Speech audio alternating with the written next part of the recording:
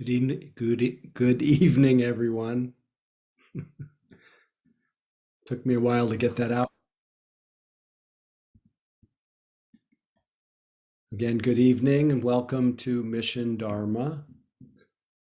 I'll welcome myself back after missing the last couple weeks. And I know you are in very good hands with Mary and David. Mary, are you here? I can't see. There you are. I'm delighted to be sitting with you tonight. I'd love to invite any or all of you to feel free to unmute and say good evening to each other. Just hear the good medicine of each other's voices. Good evening, everyone. Hey, good evening. Good evening. Hello. Good to be together. Happy Dharma. It's 9 o'clock in Canada. We'll try and stay awake. Hey, everyone. Oh, it is later. In Tucson. Hello. Tucson, Canada, San Francisco, Sleepless in Saskatchewan. Saskatchewan. Anyway, we may be in different places, but we all return to the same ever-present source of well-being and peace that is none other than the very nature of our own mind. And we just try to remember on Tuesday nights, and of course all the time, we try to remember what needs to be remembered. And what I need to remember is that when I simply return to a natural state of awareness,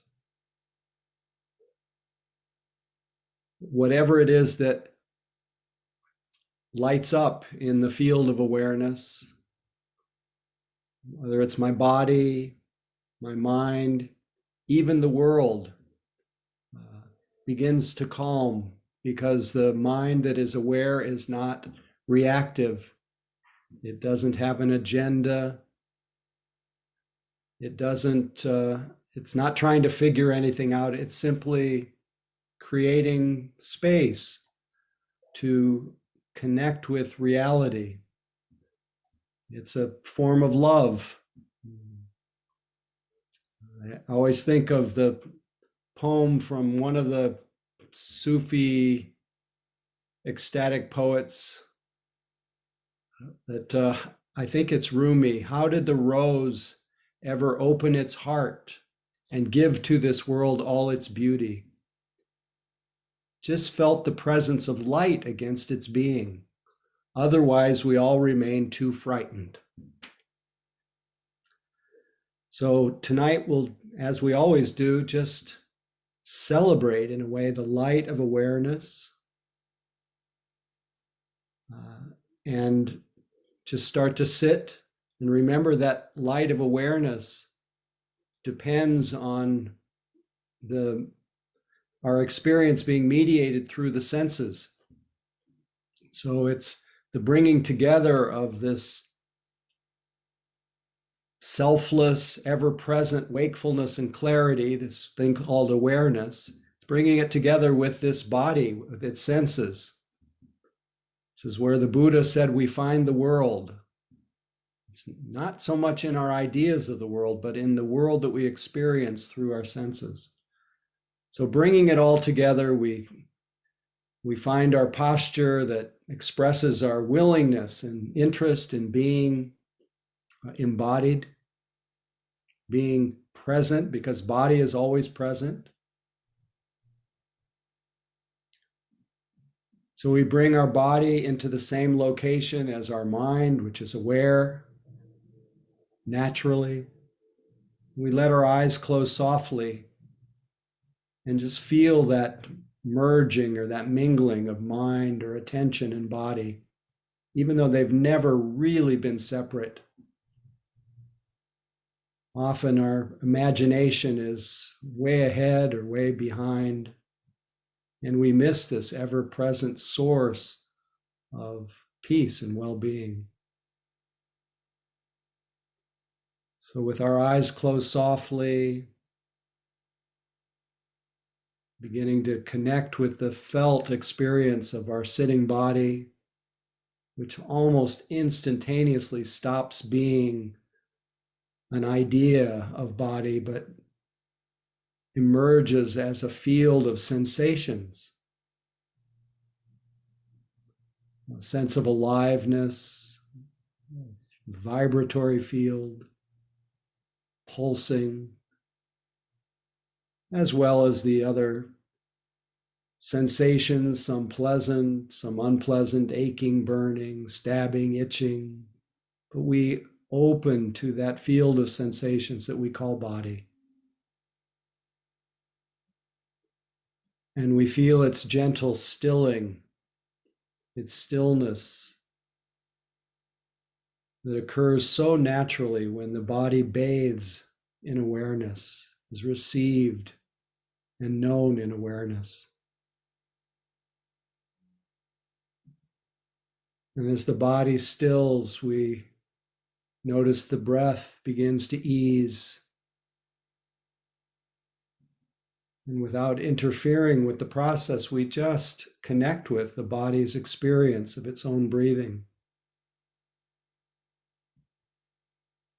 And we receive, without any agenda, the feeling of the in-breath, feeling of the out-breath wherever it's most clear. For some, it will feel most clear and accessible in the area around the nostrils as the air enters and leaves, or past the upper lip. Others will notice the effect of the breath on the chest or the belly as it rises and falls, expands and contracts. Some of you may feel just a whole body experience of swelling and contracting. Breath by breath, we let go of our past, which is just memory. We let go of our future, which is just imagination, just dreams. We keep locating ourselves in the living reality. Just this moment, just this body, just this breath.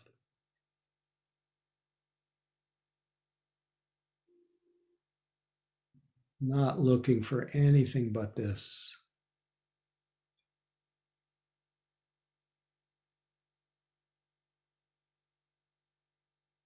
Bringing a kind and interested and relaxed attention to the experience of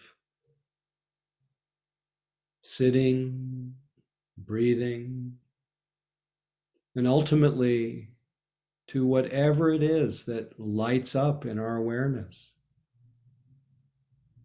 When sounds light up and there's a sound we just notice hearing.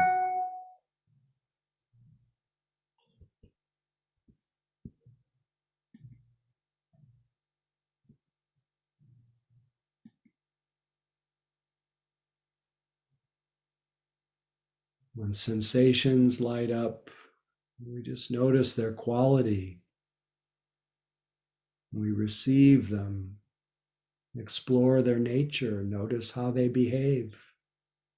What happens to achy and burning, itching when it's noticed? What is pulsing like? What is throbbing? We welcome the moods and emotions that blow through our mind like clouds, like storms, like gentle rain. Whatever the feeling state, we feel it through the body and recognize it like weather as a changing condition, not myself, just nature.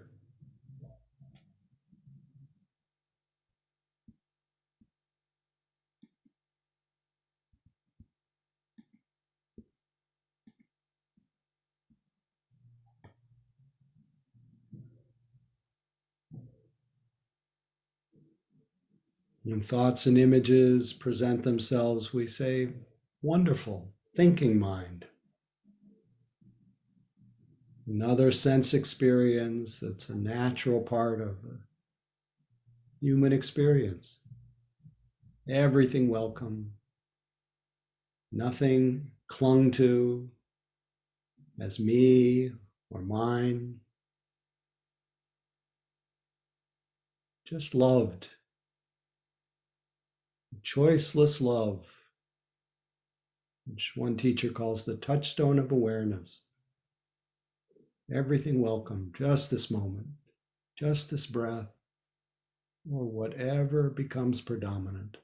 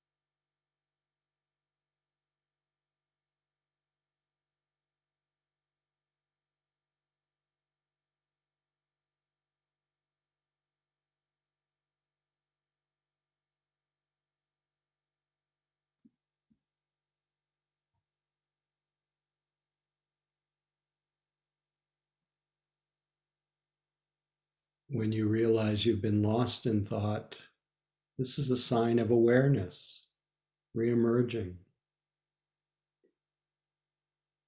Time to appreciate that reawakening, to relax, in support of remaining anchored to the living present, connected to reality. We very gently, without any judgment, just reconnect our attention to the presently arising experience of body and breath. And just notice what it is that shows up in the field of awareness.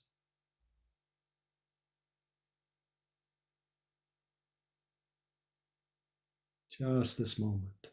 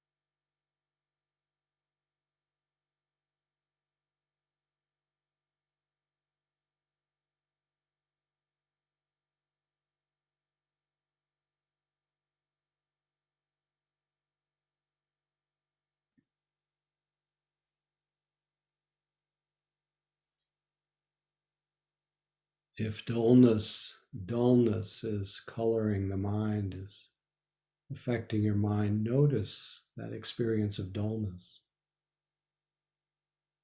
Also feel free to very mindfully refresh yourself and begin again. And same with any strain or tension or struggle. Just notice that quality in your mind. Use that as a reminder to refresh yourself, soften, begin again. Every moment is a new beginning.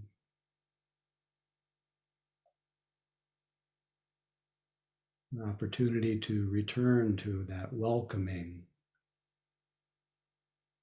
spacious, non-judgmental awareness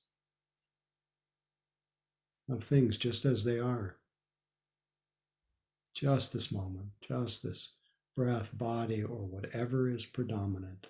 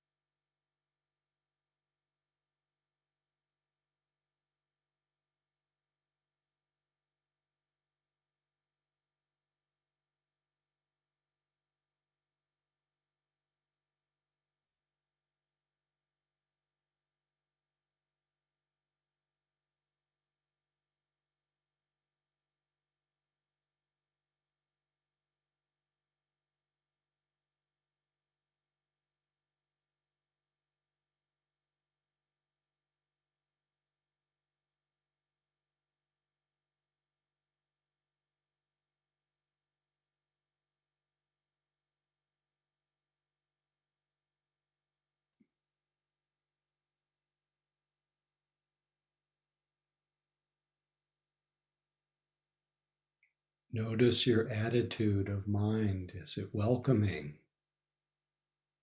Is it resistant? Is it straining to make something happen?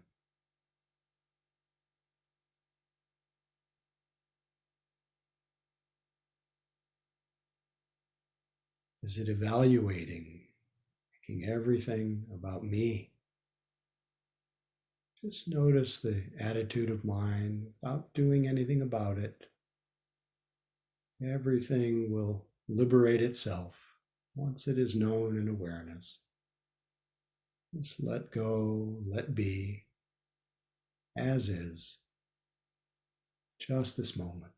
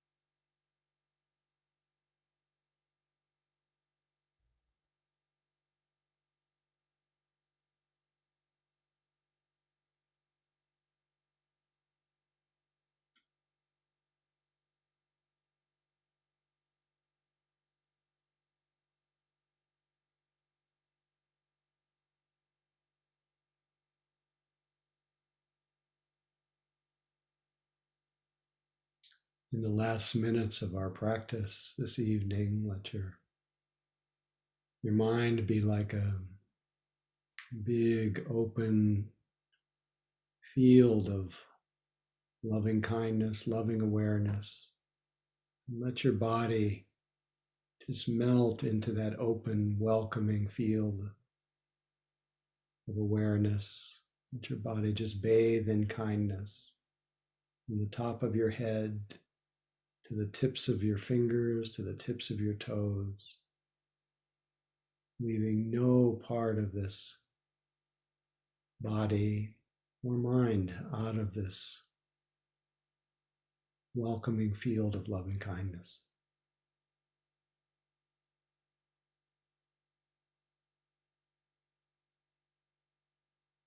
Let everything go. Let everything be as it is, known in kind awareness.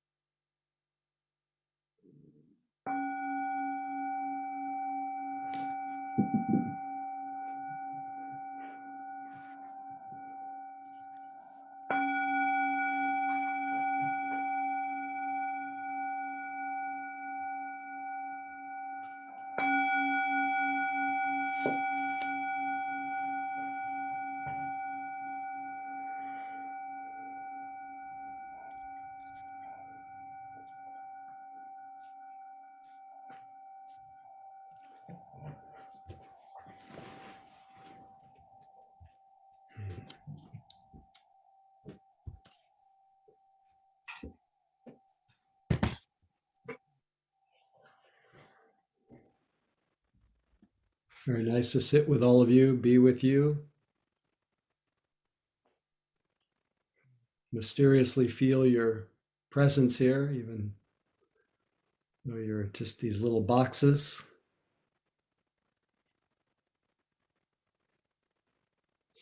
It's remarkable how intimate a Zoom call can feel. Just, it's incredible.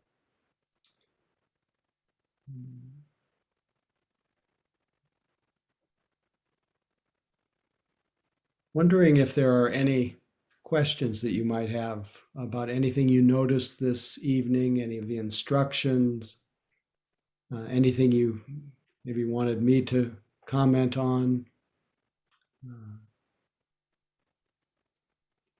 Your comment or your question will likely be of some use to someone else, so feel free. We'll just take a few minutes this evening, then we'll have a few announcements, a short bio, perhaps Donna break, and then we'll have a little talk. But are there any questions, comments, descriptions? Also, please feel free to use the raised hand function in the it's under the reactions part of the software here. Or any other input you have, Mary, about how people can. I think that the reactions. Also, I just want to make note, if you're not, these sessions are recorded. If you're not comfortable having your question recorded, just let me know and I can pause the recording. So if that is a barrier for folks asking questions, it doesn't have to be. No, we're just in our living room, in our little Dharma hall here.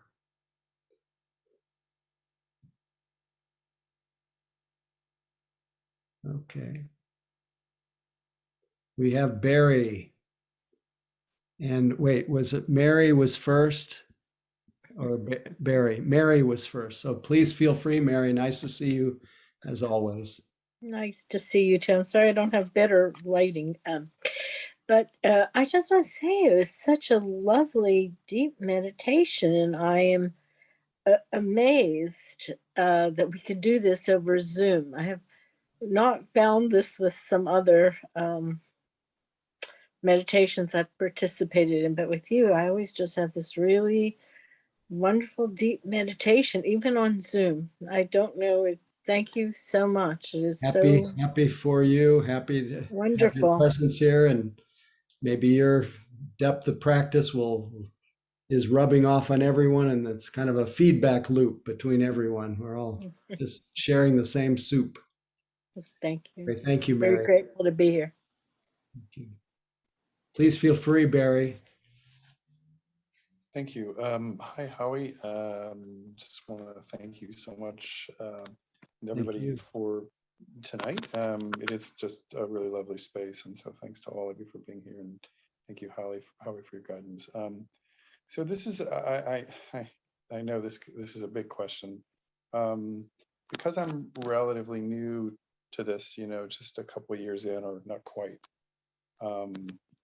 These broad questions come up, and they're not that important, but they are curiosities about, well, what's the difference between insight meditation and mindfulness and Buddhism, and what branch of Buddhism is this? And none of those things strike me as terribly important, but I am curious. So any thoughts would be much appreciated. It is a big question, and we could take any one part of it. But in general, insight meditation is another word for vipassana meditation. It is the core practice that the Buddha taught and encouraged others to follow through a sutra, a teaching called the Mahasatipatthana Sutra, the Sutra on the Four Foundations of Mindfulness. So insight meditation, the navigator, the heart of insight meditation is the training of this natural capacity we have to be aware, training that to attend very carefully to our changing experience. And through that process, realizing that there's nothing that can be clung to, and that everything is changing, and that if you hold on, you will get rope burn, you will suffer. If you let go, you can be free of anything, with anything. That even the most difficult situation, when it's met with an open heart, open mind, heart are the same. When it's met with an open heart, any situation becomes more workable, becomes a potential for freedom and ease, independent of circumstances. And so the mindfulness is the tool that's used for that training. And it is mindfulness essentially was presented by the Buddha as a means for liberation, not just for making your life work better, but it was meant to be used and trained until the observing power became so developed that intuitively you would just understand life more, and wisdom will grow. Wisdom just emerges. So mindfulness is not something you just apply here, apply there. It's something that you train from the time you get up in the morning till the time you go to bed, so that the reactive mind that is the opposite of mindfulness. Mindfulness just wants to know what's there. The reactive mind loosens it. You replace the reactive mind, which is often very always has an agenda. You replace the reactive mind with an open mind. And when I say open mind, I mean just an open awareness, a more welcoming quality, and an interested quality. And I say interested because that's one of the enlightenment factors. That's one of the signs that your practice is developing. You become intensely interested in what you're noticing. That's why one teacher calls it a kind of choiceless love. Even though you're not interfering with your experience, you start to really love what you see and become interested and learn from it. And the learning, hopefully, is the kind of learning that releases your heart from confusion and from that tight fist of grasping so tight to things, because we see everything changes. So we learn how to let go. So mindfulness is the navigator. And insight meditation is mostly clearly articulated in what's called the Theravada tradition, which is Thera means elders. It's the tradition of the elders, and it's the form of Buddhism that developed most in Southeast Asia, in Cambodia, Laos, Thailand, partly in Vietnam, Sri Lanka, emerged from India. And then as it moved to north into China, it became Chan. When it moved to Japan, it became Zen, and all the different Mahayana and Vajrayana schools. But it is and most of the other schools would say that the Theravada is the foundation of all the other traditions, even though the other traditions will say that they are advances and superior, but really they're the heart of all the traditions you find in the Theravada tradition. So I don't know if that answered your question, but it was fun answering. That is so gratifying. Thank you. That's lovely. And I look forward to reading that again in the transcript. Thank you so much. Pleasure.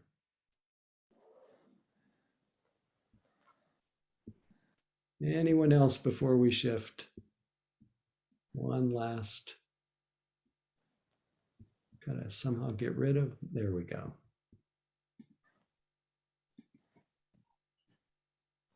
Okay, well, thanks for hanging in there. And Mary has a few announcements before we move on with the evening. All right, thanks, Howie. Well, I wanted to make an announcement for our Dharma cousins over at San Francisco Insight. They're going to be starting a 9-month series in January called Investigating Our White Identity Through the Dharma. And it's a group intended for Dharma practitioners who identify as white and who are interested in exploring our white identity in relationship with racial suffering. We offered it here at Mission Dharma last year. The folks who went through that program found it very meaningful. And so I just want to give a plug for our friends at San Francisco Insight, and I'll have the information in the chat. And then also just a little plug, the website is getting updated with our past Dharma talks. I know for a couple years you would go there and there was nothing new. And I want to thank our volunteers, Barry and Carol and Paul and Audrey, who have been listening to old talks and titling them so that we can share these recordings with everyone. So if there's something you missed, you don't have to go to Facebook anymore. You can go directly to our website. And finally, just a reminder about Donna. This reminder that it's a practice meant to gladden the heart. And it's also a way of expressing our appreciation and the gratitude for these precious teachings and our precious teacher. So your generosity is a gift that not only supports teachers like Howie, but you're also supporting each other, ensuring that these teachings, you have access, everyone has access to them in the future. So suggested Donna is between 5 and 25, though no one is ever turned away. And I will drop the information on how you can give Donna in the chat box. And back to you, Howie. You're on mute. Thank you, Mary. All of your Donna to Mission Dharma. Mary is our president of our board and tireless, selfless servant of the Dharma, and much appreciation. And I thought, because of my own personal needs, we would just take 2 minutes for bio break, and maybe if you'd like to use that time to offer Dana, but that can be offered anytime. But I would like 2 minutes to use the facilities, and we will continue in a couple minutes. Thank you.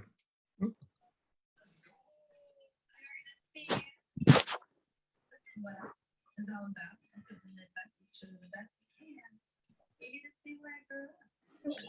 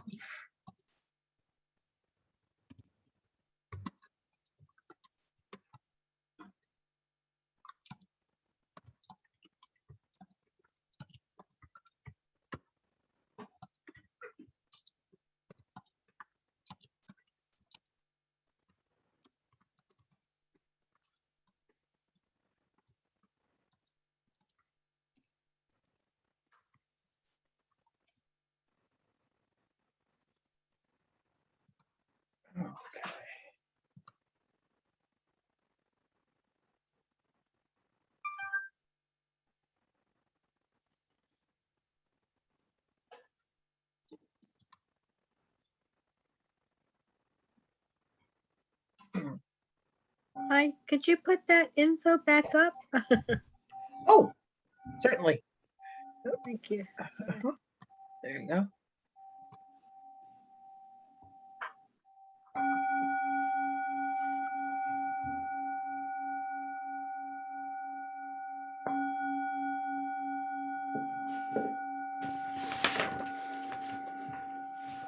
You get Mary? Okay.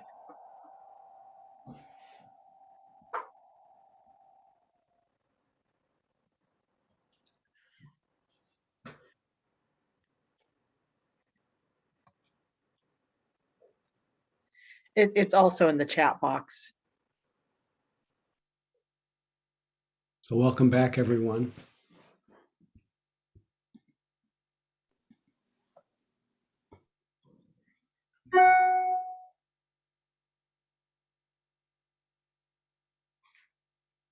Is everyone muted? Let's make sure. Okay.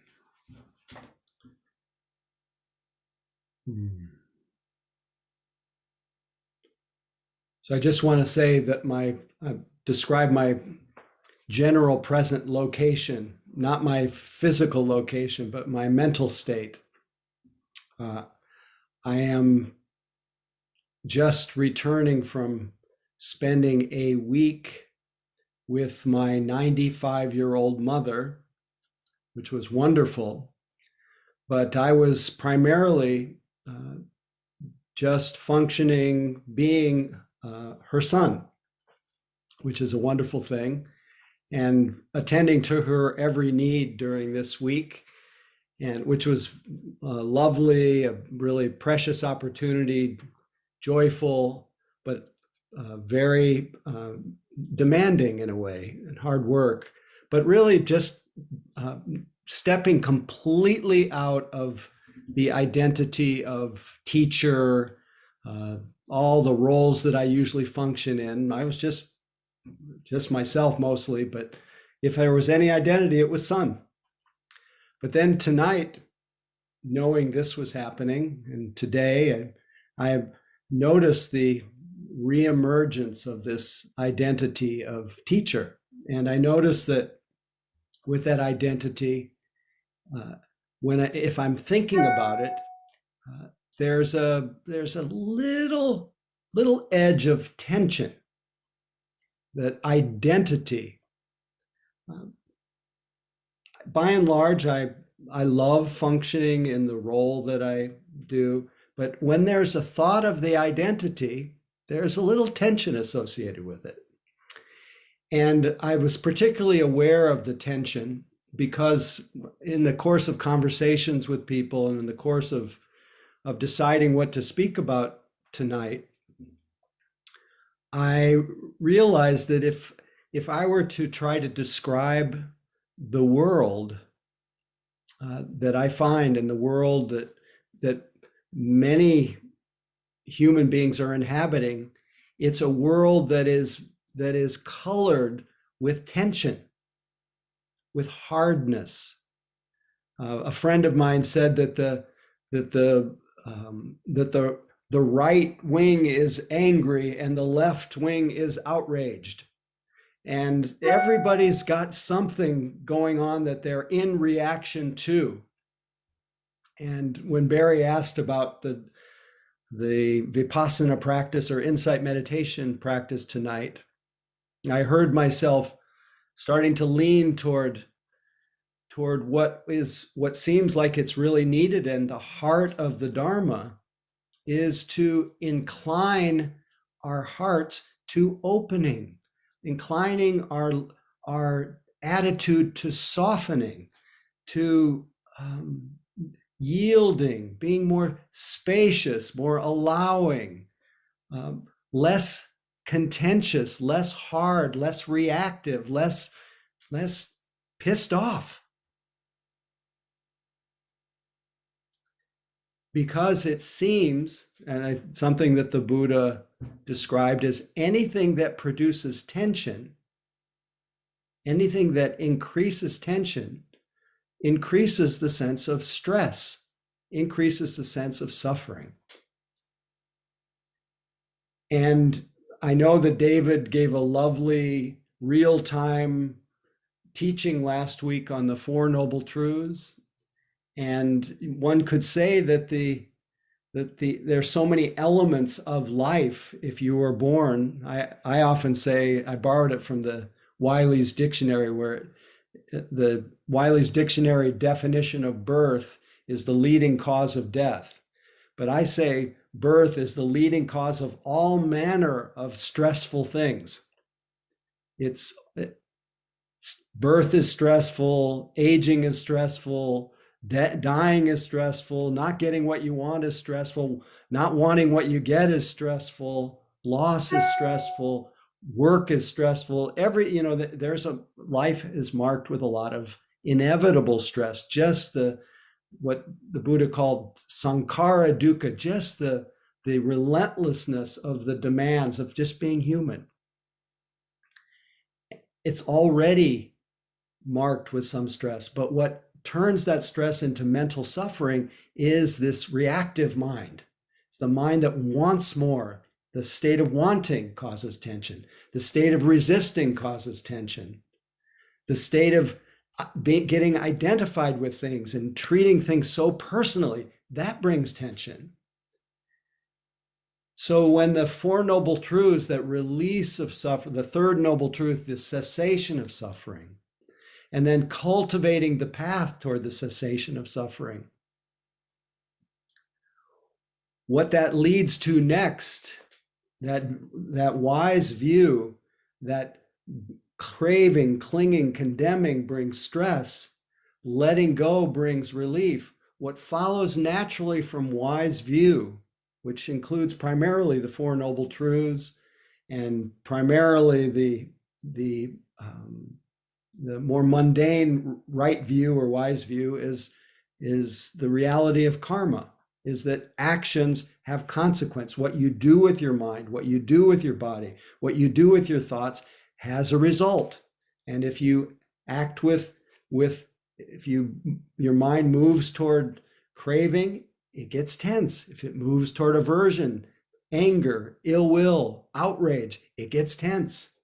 When you devote your life to a life, as who was it? Ashvaghosha said, a life of self instead of a life of truth, you get a lot of tension.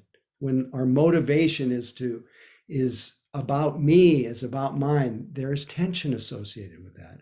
When it's about altruism, when it's about freedom, when it's about openness, it brings ease. So what follows naturally from wise view, which includes the Four Noble Truths and karma, is in the Noble Eightfold Path, wise thought or wise intention, or sometimes called right thought or right intention. And so I thought tonight that I would just say a few words about right intention, because we can sit and we can sit because we know that sitting has some benefits, but sometimes it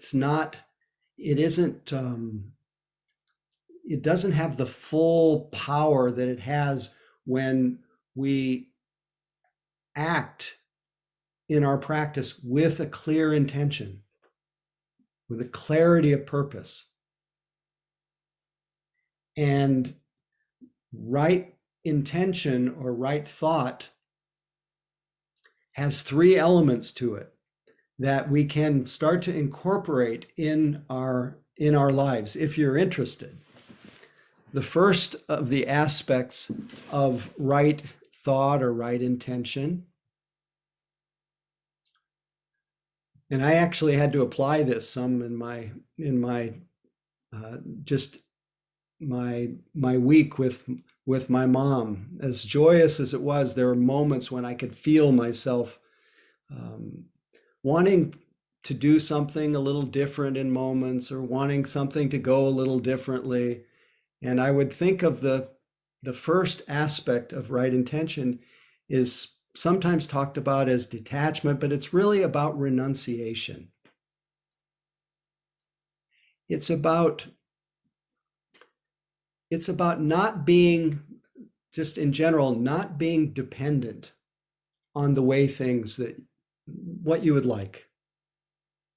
It means having a well-being that a kind of happiness that doesn't depend on getting what you want. And renunciation in general, and often it has associations with limitation, with deprivation, with coercion. But really, renunciation is meant to be a feeling, a joyful feeling, a glad feeling. Mary talked about gladdening the heart with Dana. Renunciation is meant to bring the same kind of gladness, because it's born of wise understanding. It's born of wise view. And what is that understanding?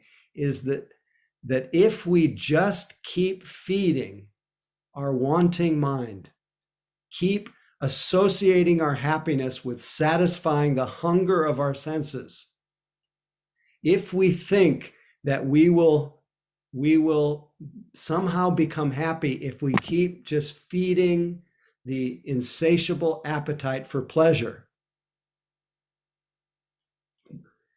if we keep doing that, we will have an increasing experience of tension.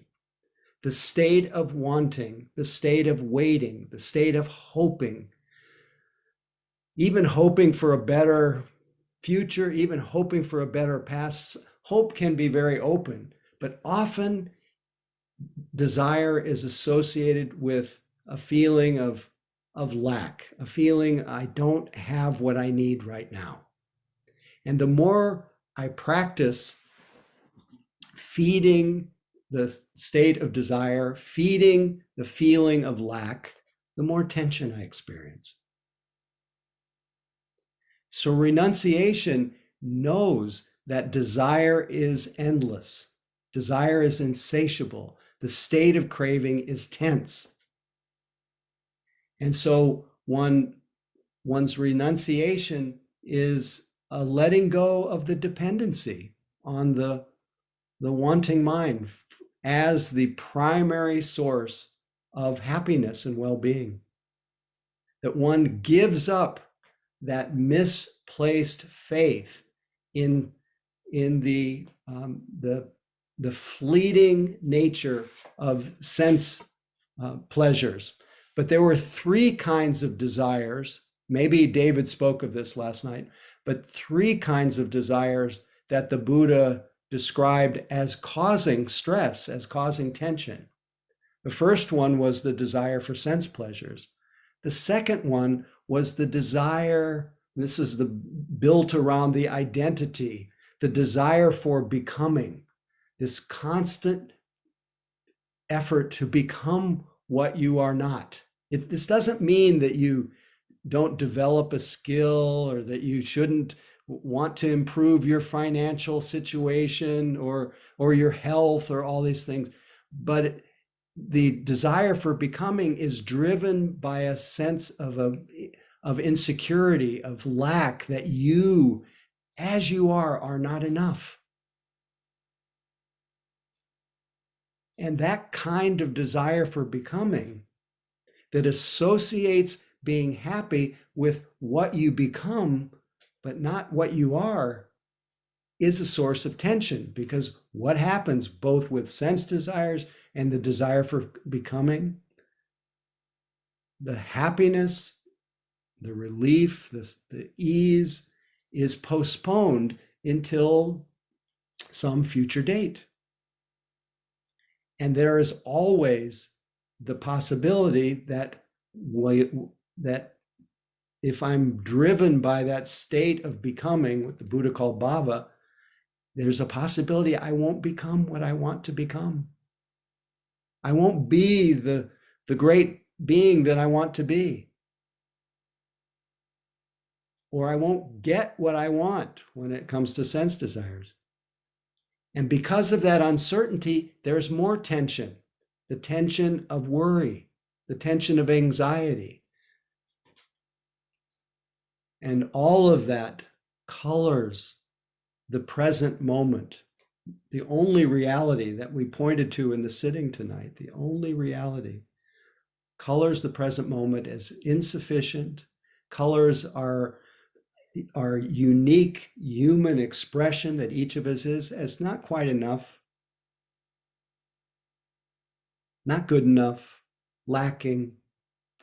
So renunciation is giving up that desire for sense pleasures as a primary source of well-being, giving up the misplaced faith in whatever you want to become,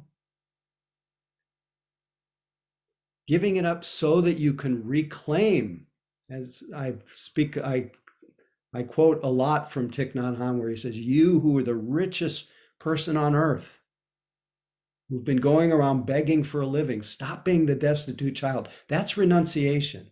Come home, reclaim your heritage. Stop it, and do it now. Don't wait to be happy. Stop struggling with your experience. I'll get to that next. So renunciation,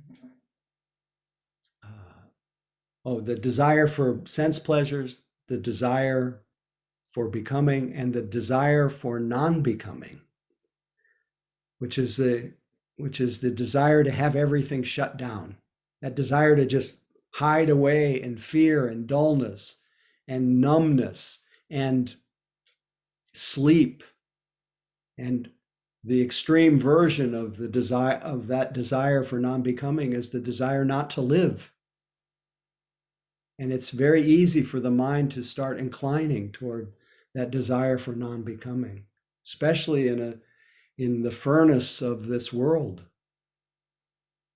Unfortunately, this form of desire has not really made anybody happy. The desire for sense pleasures, the desire for becoming, the desire for non-becoming. So renunciation means you notice the mind inclining toward these objects of desire, inclining toward non-becoming, inclining toward becoming, and you let go.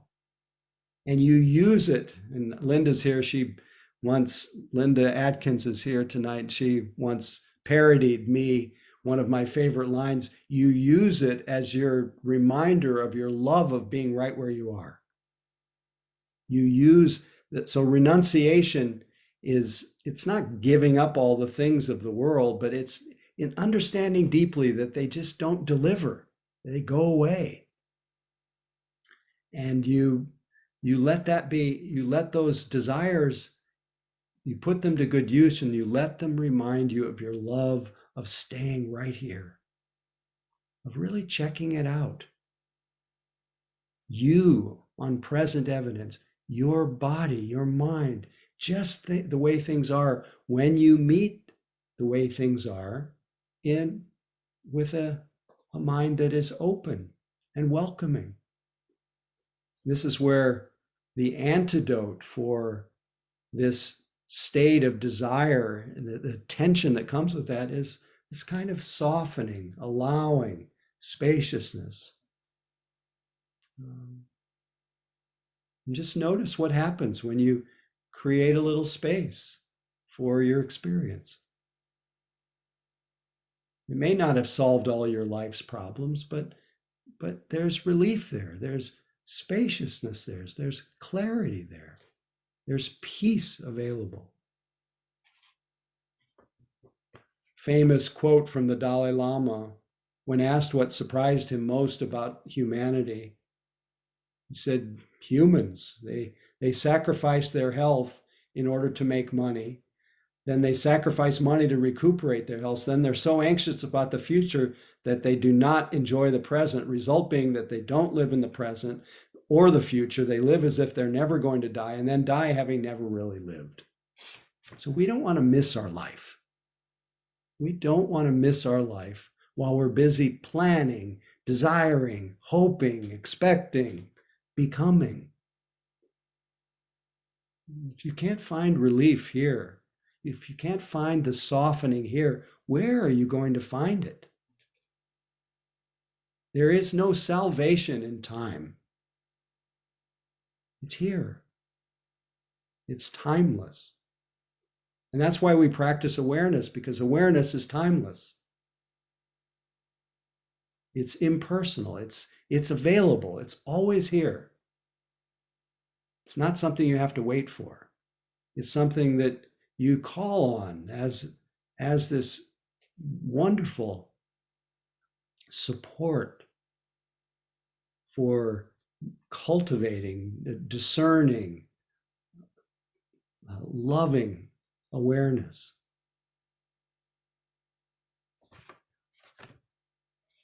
So speaking of loving awareness, the second part of wise thought or wise intention, right thought or right intention, is to intention toward goodwill, because we see so clearly. You don't have to look very far. Just look to your own mind, look to the world around you, that so much of the stress in the world and tension is because of just the proliferation, the enormity of ill will in this world, of anger, of outrage, of frustration, of frustrated desire. And the only real antidote is goodwill. It's friendliness, kindness, gentleness, lovingness. And so, because we're all conditioned to be tense and reactive and aversive, We need to incline our minds to intend toward being more kind, to soften.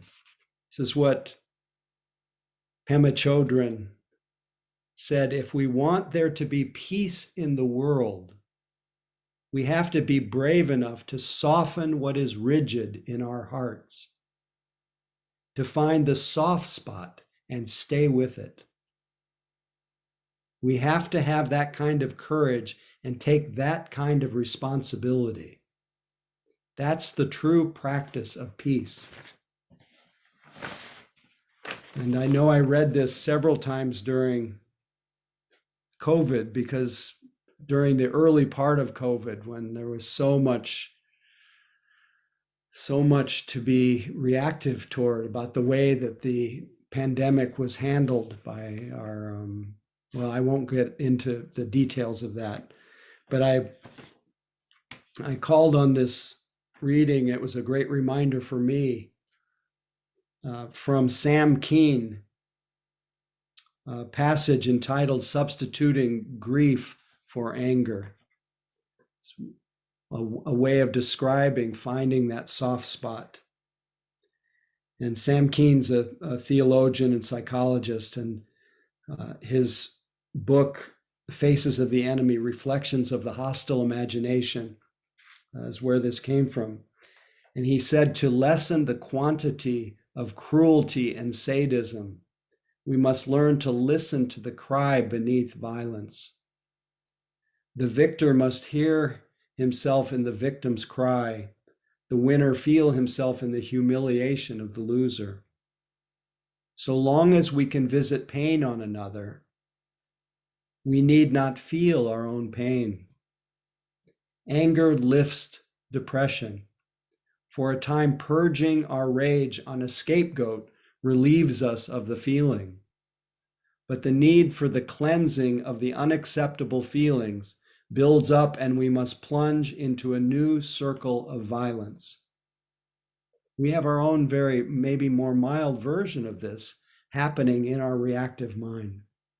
The only certain way out of the blind ritual of war is by learning to substitute grief for anger.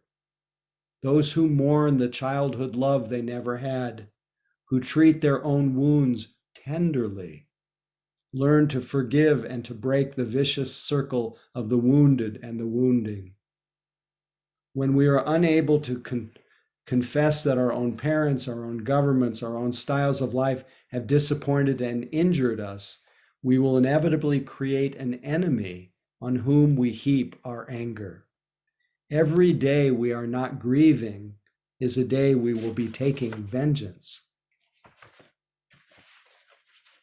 Vengeance may sound extreme in terms of our everyday reactivity, but it makes the point that if we drop a little bit more into our heart, able to see the pain that drives the ignorance and ill will and the greed in this world, that same universal desire to find relief, we might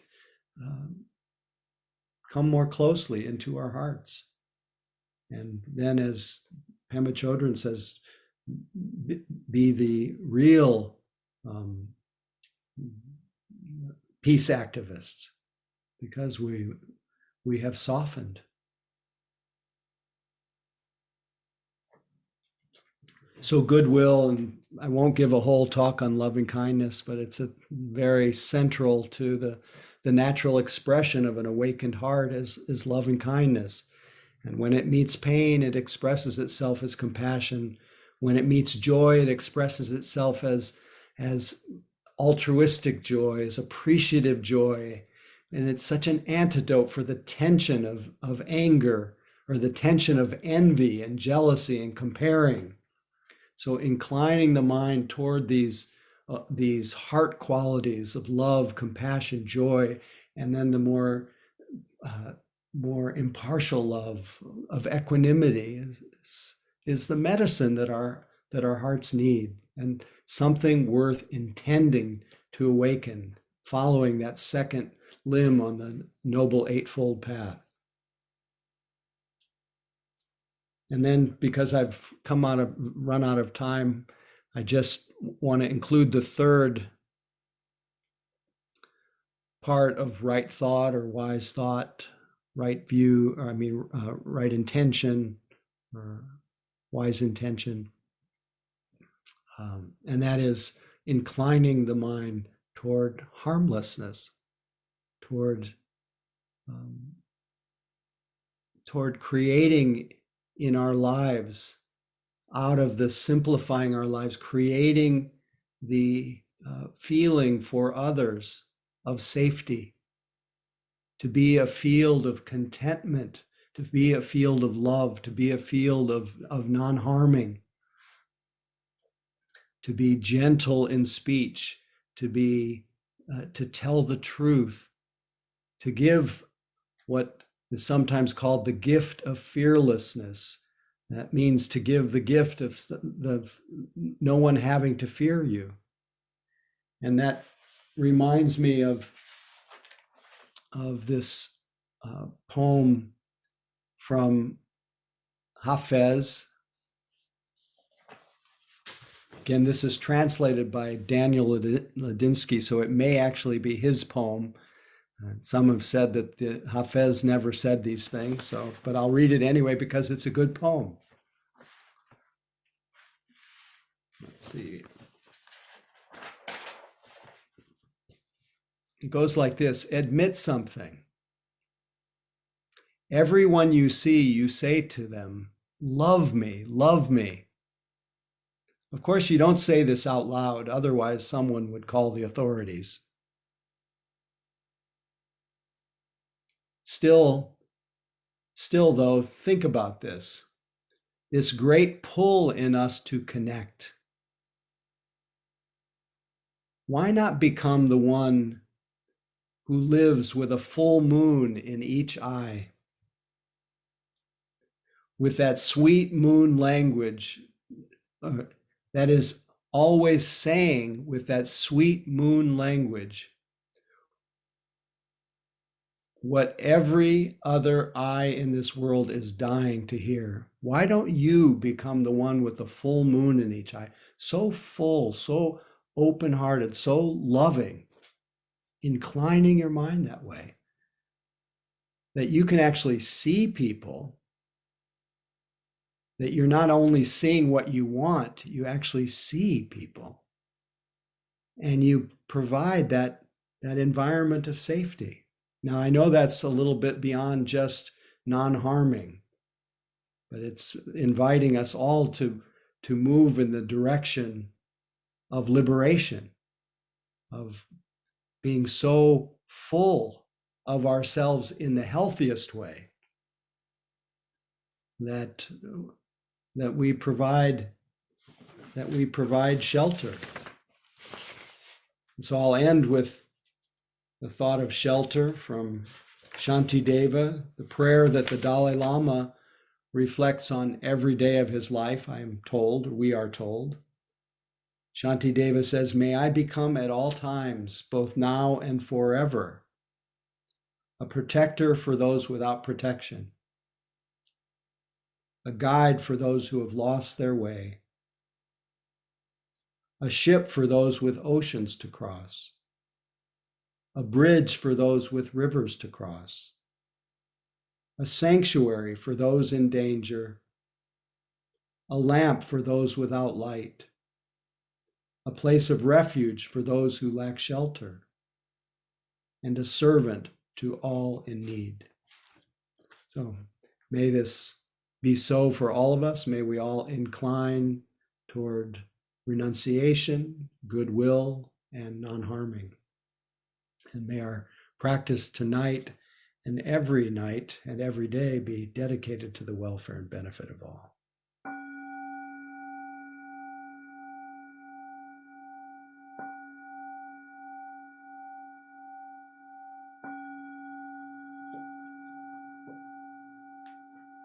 So thank you so much for listening. Feel free to unmute and say good evening to each other, good night, sweet dreams, whatever you feel